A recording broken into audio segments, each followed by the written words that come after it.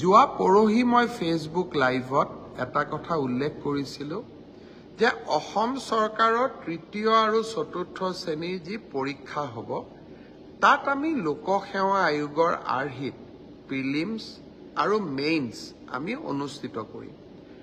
দুই এজন ব্যক্তিয়ে মোক জনাইছে যে পৰীক্ষাত নতুন নিয়ম এই বছৰ কৰিব নালাগে, কাৰণ আৰু যিহেতু 2 মাহ আছে, গতিকে আমি পুৰণা বা আগৰবাৰৰ দৰে পৰীক্ষা পতাটো উচিত হ'ব।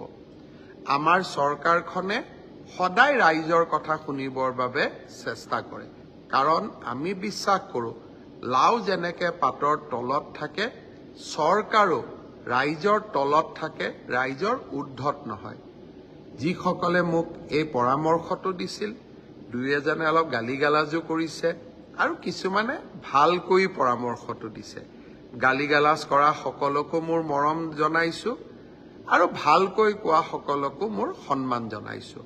আপোনালোকৰ পৰামৰ্শ অহা 2-3 দিনত আমি বিবেচনা কৰিম আৰু যিহেতু পৰামৰ্শটোত মেৰিট আছে যে হয় 2 মাহ থাকোঁতে পৰীক্ষাৰ পেটাৰ্ণ এটা সলনি কৰিব নালাগে, বিষয়টো আমি ডেফিনেটলি আমি বিবেচনা কৰি অহা 2-3 দিনতে আপোনালোকক ইয়াৰ সিদ্ধান্তৰ বিষয়ে মই অৱগত কৰিম।